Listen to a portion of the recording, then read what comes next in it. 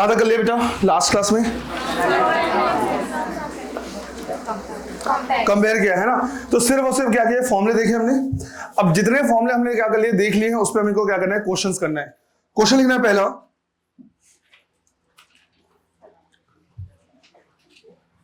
two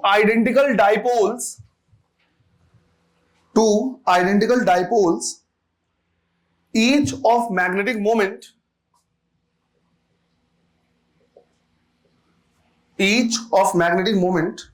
1 ampere meter square, each of magnetic moment 1 ampere meter square are placed at a separation of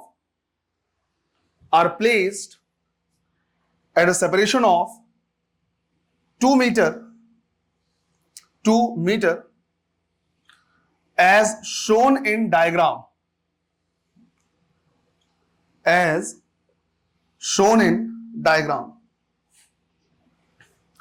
Find the net magnetic field.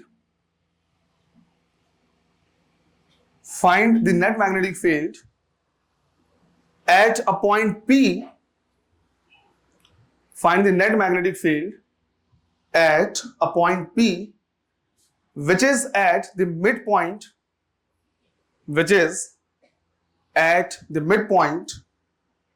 of separation.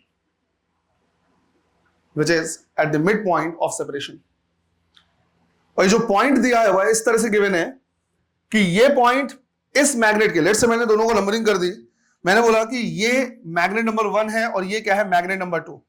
तो ये जो point है पहले magnet का क्या है, equatorial position पे है, और सेकंड मैग्नेट के लिए एक्सियल पोजीशन पे है ना। इस तरह से इसको क्या क्या रखा गया है। हमें बताना है कि यहां पे नेट मैग्नेटिक फील्ड कितना होगा। चलो ट्राई करो। Into 10 to power -7 tesla. देखो इसके लिए अगर मैं मैग्नेटिक फील्ड देखूं तो मैं बोलूंगा कि नॉर्थ से क्या करेगा, ऐसे निकलेगा और जाएगा किधर, टुवर्ड्स द साउथ। तो इस पॉइंट पे जो मैग्नेटिक फील्ड होगा वो नीचे की तरफ होगा, फिर ये इस तरह से क्या करेगा, मुड़ेगा और वापस आ जाएगा, है ना। इस तरह से मैग्नेटिक फील्ड निकलेगा और ऐसे जाएगा। तो पर्टिकुलर पी पॉइंट पे जो मैग्नेटिक फील्ड होगा वो किधर होगा, नीचे की तरफ। दूसरा, इसके लिए जो पॉइंट है वो कैसा है, एक्सियल। तो इसके लिए मैग्नेटिक फील्ड क्या होगा, ऐसे निकलेगा और ऐसे जाएगा, और ये वापस से घूम के क्या हो जाएगा, वापस से इधर चला जाएगा। क्लियर है ये, ऐसे। अब अगर मैं पी पॉइंट पे नेट मैग्नेटिक फील्ड देखूं तो दोनों के बीच का एंगल कितना है, 90 डिग्री। और सिंस मैग्नेटिक फील्ड एक वेक्टर क्वांटिटी है, अगर मुझे नेट मैग्नेटिक फील्ड क्या करना है, निकालना है, तो मुझे स्क्वायर करके ऐड करना होगा। तो हम लिखेंगे b1 square plus b2 square का स्क्वायर रूट। अब अगर मैं b1 निकालूं तो मैं कहूंगा कि इस पहले मैग्नेट की वजह से ये जो पॉइंट है वो इक्वेटोरियल पोजीशन है, और इक्वेटोरियल पोजीशन में फॉर्मूला क्या होता है, μ0/4π m डिवाइड बाई r³। ये हो जाएगा हमारे पास 10⁻⁷, m की वैल्यू है 1, और ये डिस्टेंस कितना हो जाएगा, 1 मीटर, क्योंकि जो पॉइंट है वो इनके सेपरेशन के बीच में है। तो यहां पे हम लिखेंगे 1 का क्यूब, तो 1 × 10⁻⁷ टेस्ला। इसी तरह से अगर हम B2 की वैल्यू निकालें इसकी वजह से मैग्नेटिक फील्ड, तो ये पॉइंट कैसा है, एक्सियल। फॉर्मूला क्या होगा, μ0/4π 2m डिवाइड बाई r³। तो 10⁻⁷ 2 × 1 डिवाइड बाई 1 का क्यूब, तो कितना आ जाएगा, 2 × 10⁻⁷ टेस्ला। ये दो मैग्नेटिक फील्ड यहां पे है 90 डिग्री के एंगल पे। तो नेट मैग्नेटिक फील्ड अगर हमें निकालेंगे तो दोनों को स्क्वायर करके ऐड करेंगे। 10⁻⁷ क्या आ जाएगा, कॉमन, एक जगह बचेगा 1 का स्क्वायर और दूसरी जगह पे 2 का स्क्वायर। तो आंसर आ जाएगा हमारे पास √5 × 10⁻⁷ टेस्ला। ऐसे देखो सेकेंड क्वेश्चन में दो मैग्नेट को इस तरह से रखा हुआ है कि जो दोनों मैग्नेट है वो एक दूसरे के क्या है, परपेंडिकुलर है, और दोनों के इक्वेटोरियल पोजीशन पे, इसको इक्वेटोरियल पोजीशन और इसका इक्वेटोरियल पोजीशन ले, तो यहां पे एक पॉइंट लिया है P। इसमें ऐसे ये बोला हुआ है कि इसका मैग्नेटिक मोमेंट है कितना, m1, और इसका मैग्नेटिक मोमेंट है कितना, m2। m1 और m2 की वैल्यू गिवन है।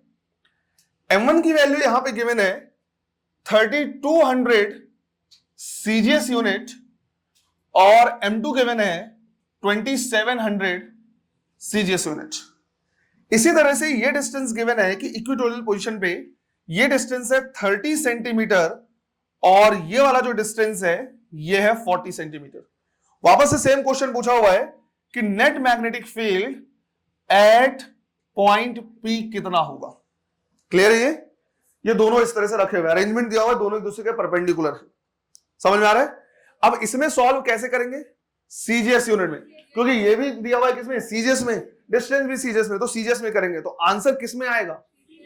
सीजीएस में। और मैग्नेटिक फील्ड का सीजीएस यूनिट गॉस है, तो सॉल्व ऐसे ही करना है, आंसर आ जाएगा गॉस में। इनकेस आंसर टेस्ला में दिया है तो गॉस को टेस्ला में कन्वर्ट कर देना, है ना? करो इसे भी। देखो इसमें नॉर्थ साउथ तुम अपने से चूज कर सकते हो, कोई फर्क नहीं पड़ना है। जब भी तुम कहीं भी कुछ भी चूज करो, दोनों मैग्नेटिक फील्ड एक दूसरे क्या रहेंगे? परपेंडिकुलर ही रहेंगे। तो फॉर एग्जांपल ये नॉर्थ ले लिया, ये साउथ ले लिया, ये नॉर्थ ले लिया, ये साउथ ले लिया, तो इसका मैग्नेटिक फील्ड ऐसे निकलेगा, और यहां पे पहले की वजह से मैग्नेटिक फील्ड का डायरेक्शन ऐसा रहेगा, दूसरे का मैग्नेटिक फील्ड ऐसे निकलेगा और इधर पे आएगा इस तरह। तुम कैसे भी कंसिडर कर सकते हो, है ना? मैग्नेटिक फील्ड या तो ऐसे रहेगा, या तो ऐसे, या तो ऐसे, या तो ऐसे। चारों ही कंडीशन में मैग्नेटिक फील्ड एक दूसरे के परपेंडिकुलर होंगे। अगर मैग्नेटिक फील्ड एक दूसरे के परपेंडिकुलर हैं, इसका मतलब हुआ कि नेट मैग्नेटिक फील्ड किसके इक्वल होगा? b1 square plus b2 square के स्क्वायर रूट के बराबर। अब b1 और b2 की वैल्यू निकालनी है। ये जो पॉइंट है दोनों का इक्विटोरियल पोजीशन है, तो अगर इक्विटोरियल पोजीशन है तो हम लिखेंगे mu naught by 4 pi m1 divide by r cube. Mu naught by 4 पाई की वैल्यू 1, सीजीएस यूनिट में सॉल्व कर रहे हैं। m1 की वैल्यू कितनी गिवन है? 3200 डिवाइड बाई r1, m1 ये है तो r1 ये कहलाएगा 40 का क्यूब। कुछ भी कन्वर्ट करने की जरूरत नहीं, सीधा 40 का क्यूब। तो 3200 डिवाइड बाई 40 का क्यूब कितना? 64,000, यही हो जाएगा। तो ये कितना आया? 1/20 कॉस, यही हो जाएगा 1/20 कॉस। फिर b2 निकालेंगे तो म्यू नॉट बाई 4 बाई कितना? 1, m2 कितना है? 2700 डिवाइड बाई ये r2 हो जाएगा, 30 का क्या हो जाएगा? क्यूब। तो ये हो जाएगा 2700 डिवाइड बाई 27,000, ये कितना? 1/10 कॉस। बस स्क्वायर करके ऐड कर देना है। तो नेट मैग्नेटिक फील्ड हम लिखेंगे यहां पे 1/10 का स्क्वायर प्लस 1/20 का स्क्वायर। इसको 2 से मल्टीप्लाई और 2 से डिवाइड कर दो तो 2/20 हो जाएगा। तो 2/20, तो यहां से 1/20, यहां से 1/20 कॉमन निकल के बाहर, यहां पे क्या बचेगा? 2 का स्क्वायर, और यहां पे क्या बचेगा? 1 का स्क्वायर। तो √5 डिवाइड बाई 20, और आंसर किसमें दे देंगे? गॉस में। टेस्ला में होगा तो 10⁻⁻4 से मल्टीप्लाई कर देंगे। क्लियर? फिर कुछ इजी टाइप के क्वेश्चन भी रहते हैं। क्वेश्चन लिखने हैं, a long bar magnet, a long bar magnet has a pole strength of 10 ampere meter, has a pole strength of 10 ampere meter. Find the magnetic field at 5 centimeter from the north pole,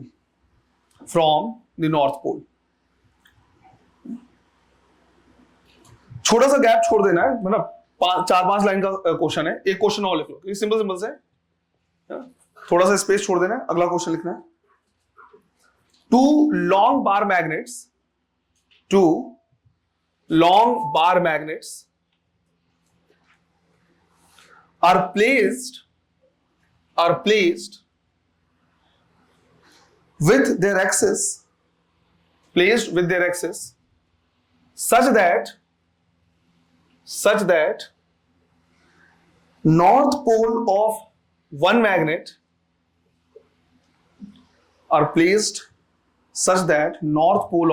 magnet is 2 centimeter away from the south pole of another magnet.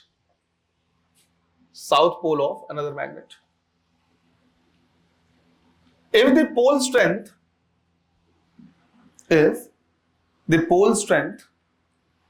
of both the magnet is 10 ampere meter, then find the force of attraction between them. करो। -2 Newton. दोनों बहुत ही simple type का question है। इसमें term use किया गया क्या, long bar magnet. तो जहां जहां पे लॉन्ग बार मैग्नेट होगा उसको इंडिविजुअल पोल की तरह या मोनोपोल की तरह हम क्या करेंगे, ट्रीट करेंगे। और फॉर्मूला वैसे ही लगाएंगे जैसे चार्ज के लिए हमने क्या किया था, यूज किया था। तो यहां पे मैग्नेटिक फील्ड का फॉर्मूला हो जाएगा mu naught by 4 pi m by R square. सीधा सही है। तो 10⁻⁻7 ये हो गया, 10 ये हो गया, आर स्क्वायर लिखेंगे तो 25 इंटू 10⁻⁻4। ऊपर जाएगा तो प्लस हो जाएगा, +5 हो जाएगा टोटल। तो क्या बचा, 10⁻⁻2। मैं इसको 100 इंटू 10⁻⁻4 लिख सकता हूं। तो यह आ जाएगा 4 इंटू 10⁻⁻4 टेस्ला। इसी तरह से यहां पे भी जैसे कुलाम्स लॉ में दो चार्ज के बीच में फोर्स लगता था, वैसे ही दोनों मोनोपोल के बीच में क्या करेंगे, फोर्स निकालेंगे। और हम लिखेंगे mu naught by 4 pi m1 m2 divide by R square. तो 10⁻⁻4 m1 m2 दोनों सेम है, तो 10 इंटू 10 और डिवाइड बाई आर स्क्वायर हो जाएगा 4 इंटू 10⁻⁻4। ऊपर जाएगा तो +4, 5 और ये 6, तो बचा 10⁻⁻1। तो 1/4 कितना, 0.25 इंटू 10⁻⁻1 या फिर 2.5 इंटू 10⁻⁻2 न्यूटन। ऐसे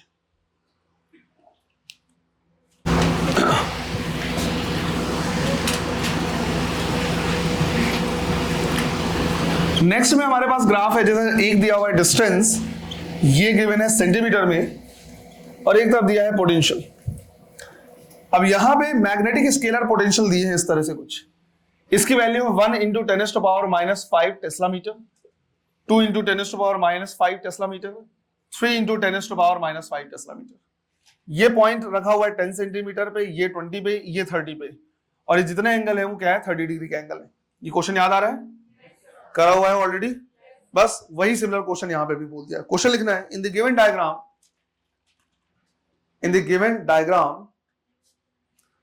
some equipotential surfaces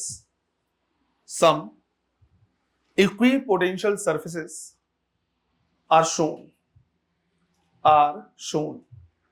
Find the magnitude of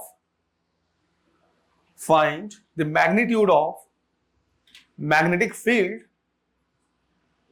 Find the magnitude of magnetic field in the region.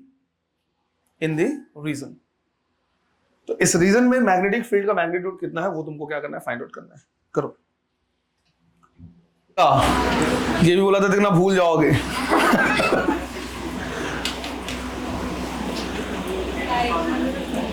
2 into 10⁻⁻4 Tesla, है ना। वहां पे इलेक्ट्रिक फील्ड पढ़ते थे, electric field equal to -dV/dr। तो बिल्कुल उसी तरह से यहां पे भी मैग्नेटिक फील्ड होगा क्या, -dV/dr। लेकिन अगर मैं सिर्फ मैग्नीट्यूड वाला पार्ट निकालना चाहूं तो मैं dV/dr लिख सकता हूं। अब मुझे बताइए, इक्विपोटेंशियल सरफेस है तो उनके बीच में dV निकाल सकते हैं, है ना। दोनों के बीच में डिफरेंस निकाल सकते हैं। तो एक लिखेंगे 2 इंटू 10⁻⁻5 और माइनस कर देंगे 1 इंटू 10⁻⁻5 टेस्ला मीटर। ये हो गया डिवाइड बाय दोनों के बीच का डिस्टेंस। अब अगर ये 10 सेंटीमीटर पर रखा, ये 20 सेंटीमीटर पर रखा और इनके बीच का डिस्टेंस 10 सेंटीमीटर रखा, तो आंसर गलत आएगा। ध्यान रखना है।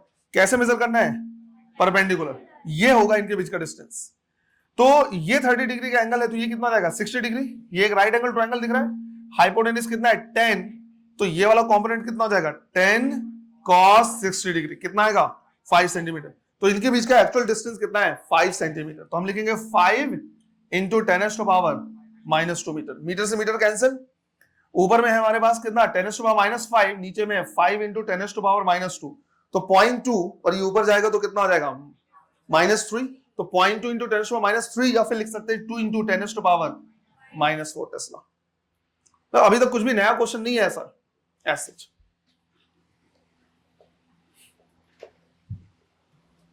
A bar magnet takes pi/10 second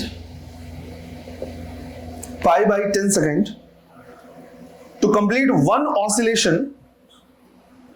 Pi/10 second to complete one oscillation in an oscillation magnetometer. In an oscillation magnetometer.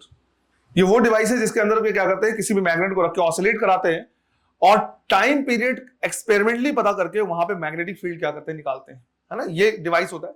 तो नाम से कंफ्यूज नहीं होना, नाम से डरना नहीं, सिंपल सा क्या है, सिंस ऑसिलेट कर रहा है तो टाइम पीरियड का फॉर्मूला तुमको बस याद होना चाहिए, है ना, oscillation magnetometer, full stop. The moment of inertia of the magnet, the moment of inertia of the magnet is 1.2 into 10 to power minus 4 kg meter square. 1.2 into 10 to power minus 4 kg meter square. And Earth's horizontal magnetic field, Earth's horizontal magnetic field is 30 microtesla. Earth's horizontal magnetic field is 30 microtesla. Then find the magnetic moment. Then find the magnetic moment of the magnet. Magnetic moment of the magnet. यहां पे जो अर्थ का horizontal magnetic field दिया उससे confuse नहीं होना है, इसको आज हम अभी पढ़ने वाले हैं अर्थ मैग्नेटिज्म में। समझो, इक्वेटर के अलावा अगर कहीं भी दूसरी जगह की बात करें तो वहां पे जो मैग्नेटिक फील्ड होगा या तो ऐसे होगा या तो ऐसे होगा। अगर मान लो मैग्नेटिक फील्ड इस तरह से है तो हम इसको दो कंपोनेंट में क्या कर सकते हैं, ब्रेक कर सकते हैं, एक हॉरिजॉन्टल और दूसरा वर्टिकल। अब एक हॉरिजॉन्टल कंपोनेंट है और दूसरा क्या है, वर्टिकल कंपोनेंट है। अगर मान लो मैंने वर्टिकल प्लेस में या सॉरी हॉरिजॉन्टल में कोई मैग्नेट रखा है तो अगर ये ऑसिलेट कर रहा है तो इसके ऑसिलेशन में सिर्फ और सिर्फ रोल रहेगा किसका, हॉरिजॉन्टल मैग्नेटिक फील्ड का। यही रहेगा जो इसको क्या कर सकता है, टॉर्क लगा के घुमा सकता है। जो मैग्नेटिक वर्टिकल मैग्नेटिक फील्ड है वो हर जगह पे क्या लगेगा, सेम लगेगा, इसका इसके रोटेशन में कोई फर्क नहीं है या कोई इफेक्ट नहीं है। तो यहां पे डायरेक्ट हॉरिजॉन्टल मैग्नेटिक फील्ड दिया हुआ है, उसी को यूज करना है। फर्दर इस क्वेश्चन में एक स्टेप आगे बढ़ा सकता है कि वो तुमको हॉरिजॉन्टल मैग्नेटिक फील्ड ना देके मैग्नेटिक फील्ड दे दे और एंगल ऑफ डिप दे दे। अब एंगल ऑफ डिप क्या होता है ये अभी हम क्या करेंगे, थोड़ी देर में सीखेंगे। लेकिन अगर ऐसा रहा कि हॉरिजॉन्टल मैग्नेटिक फील्ड नहीं दिया है, मैग्नेटिक फील्ड और एंगल ऑफ डिप दिया है, तो पहले तुमको क्या निकालना पड़ेगा, हॉरिजॉन्टल मैग्नेटिक फील्ड निकालना पड़ेगा, क्योंकि वही फील्ड है जो इसको क्या करा रहा है, ऑसिलेट करा रहा है। वर्टिकल फील्ड का इसके ऑसिलेशन में कोई रोल नहीं है। क्लियर है ये? तो इसमें डायरेक्ट दिया हुआ है, डायरेक्ट तुम क्या कर सकते हो, फॉर्मूला यूज करके आंसर निकाल सकते हो। निकालो, मीटर स्क्वायर 1600 आएगा बेटा, इसको दे दो। तो ये क्वेश्चन जो है वो फॉर्मूला बेस्ड है। टाइम पीरियड का फॉर्मूला कितना है, 2 pi/I/mb। यहां पे हॉरिजॉन्टल फील्ड को क्या करना होता है, रखना होता है। अभी जो दिया है π/10 सेकंड में एक ऑसिलेशन कंप्लीट कर रहा है, बेसिकली क्या दिया है, टाइम पीरियड ही दिया होगा। तो यहां पे हम पुट करेंगे π/10 इज इक्वल टू 2 pi/I/mb। पाई से पाई कैंसिल हो जाएगा, 2 को इधर ले आना तो 1/20, स्क्वायर करेंगे तो 1/400। राइट हैंड साइड में क्या बचा, आई बचा है जो 1.2 इंटू 10⁻⁻4 है। मैग्नेटिक मोमेंट निकालना है और मैग्नेटिक फील्ड गिवन है 30 माइक्रोटेस्ला, तो 30 इंटू 10⁻⁻6, राइट। क्रॉस मल्टीप्लाई करेंगे तो m की वैल्यू सीधी आ जाएगी यहां से 1600 एम्पियर मीटर स्क्वायर। बिल्कुल ही फॉर्मूला बेस्ड है। एक क्वेश्चन और लिखना है, इसको नोट कर लेना।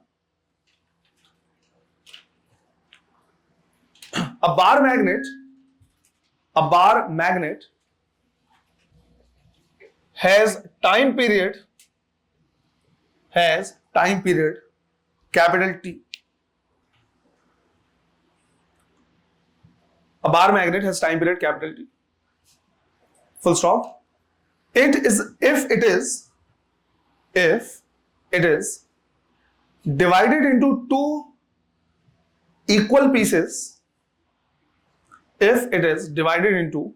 two equal pieces, perpendicular to their axis,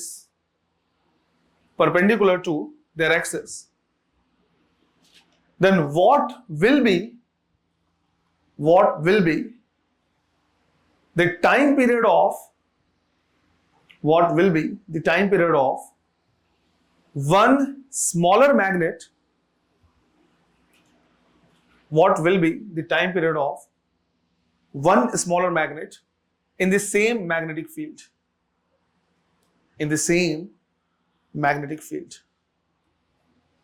तो पूरे मैग्नेट का टाइम पीरियड T है, 20 से इक्वल दो पार्ट में डिवाइड कर दिया, तो स्मॉलर मैग्नेट का टाइम पीरियड क्या होगा उसी मैग्नेटिक फील्ड में। निकालो। जैसे मान लो हमारे पास क्या है, एक बड़ा सा इस तरह का मैग्नेट है, हमने मान लिया कि भाई मोमेंट ऑफ इनर्शिया है कितना आई, मैग्नेटिक मोमेंट है कितना एम, और इसका टाइम पीरियड है टी, जिसको लिखेंगे 2π/I/mb। फिर इसके बाद हमने इसको क्या किया है, दो छोटे छोटे पार्ट में डिवाइड कर दिया, अबाउट द लेंथ या फिर अबाउट द एक्सिस। अब मुझे बताओ इसका मोमेंट ऑफ इनर्शिया कितना हो जाएगा? Moment of inertia I/8, mass half हुआ, लेंथ हाफ हुआ, लेंथ के हाफ होने से L²/2 होगा ना, तो L²/4 हो जाएगा, तो L/2 का होल स्क्वायर करेंगे तो L²/4, 1/4 यहां से हो गया, मास के हाफ होने से टोटल 1/8 हो जाएगा। लिख के बताने की जरूरत है? कर लिया, गुड। और मैग्नेटिक मोमेंट कितना हो जाएगा? m/2, क्योंकि लेंथ हाफ हो गया है। टाइम पीरियड हमें t डैश, ये क्या करना है, निकालना है। तो इसके लिए हम लिखेंगे t dash is equal to 2π/√I की जगह पे मुझे लिखना पड़ेगा I/8, m की जगह पे m/2। मैग्नेटिक फील्ड में कोई चेंज नहीं आएगा क्योंकि एक्सटर्नल है। ये ऊपर जाएगा 8, नीचे आएगा तो कितना हो जाएगा 1/4। तो 1/4 का स्क्वायर रूट बाहर निकलेगा तो 1/2 टाइम्स ऑफ 2π/√I/mb। और इसको रिप्लेस कर सकते हैं किससे? t से, तो t डैश कितना हो जाएगा t/2, टाइम पीरियड हाफ हो जाएगा। इस पैटर्न का क्वेश्चन कई बार पूछते रहता है कि इसको ब्रेक कर दिया है, ब्रेक करने के बाद कई बार बोलेगा कि आधे पार्ट को इसके ऊपर रख दिया है ना, और अच्छा क्वेश्चन बनेगा। यहां से ब्रेक कर दो, यहां से भी ब्रेक कर दिया, 1/4 पार्ट को रख दिया है, डबल रख दिया, ऐसे करके क्वेश्चन क्या करते रहता है, पूछते रहता है। क्लियर है ये? चलो करो इसे भी। नेक्स्ट क्वेश्चन लिखना है, the combination of two bar magnets, the combination of two bar magnets makes 10 oscillation per second, makes 10 oscillation per second। ये क्या दिया हुआ है 10 oscillation per second? फ्रीक्वेंसी है ना। When like poles are 10 oscillation per second, when like poles are tied together, when like poles are tied together, and 2 oscillation per second, 2 oscillation per second, when unlike poles are tied together, when unlike poles are tied together, find the ratio of magnetic moments, find the ratio of magnetic moments of the magnet, ratio of magnetic moments of the magnet। तो दोनों magnet के magnetic moment का क्या करना है, ratio बताना है। ध्यान रखना इस क्वेश्चन में ऐसे ऑप्शन जरूर रहेंगे, है ना। आंसर क्या है वो अलग है, इस तरह के क्वेश्चन में 25:1, 1:25 ऐसा भी ऑप्शन पक्का रहेगा, ध्यान रखना इस चीज का। चलो सॉल्व करो इसे। कंफ्यूजन हो कि सर, हाँ मैं समझ गया कि तुम्हारा जो कंफ्यूजन है कि सर कभी 1:25 है, 25:1 ऐसे रहेगा, तो क्लियर आइडेंटिफाई करना है कि इनमें से कौन सा है। मेरे कहने का मतलब था, सॉरी कंफ्यूजन हो गया, ये ऑप्शन रहेंगे मतलब, लेकिन ये आंसर नहीं, ये आंसर नहीं है। 13:12 आंसर होगा इसका क्या, 13:12। समझो यहां पे बोला हुआ है कि हमारे पास दो मैग्नेट हैं और पहले केस में दोनों के लाइक पोल्स को एक साथ बांधा गया, मतलब नॉर्थ नॉर्थ एक तरफ, साउथ और साउथ एक तरफ। अगर मैं इसको पहले केस को मैं देखूं तो यहां पे इस तरह की सिचुएशन रहेगी, दोनों को ऐसे बांधा हुआ है, दोनों के लाइक पोल्स जो हैं वो एक साथ ऐसे। अब ऐसा करने से क्या होगा, दोनों का जो मैग्नेटिक मोमेंट होगा वो क्या हो जाएगा, ऐड हो जाएगा।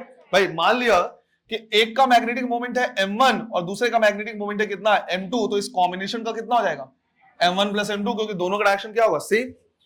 जब हम अनलाइक पोल्स को क्या करेंगे, टाई करेंगे,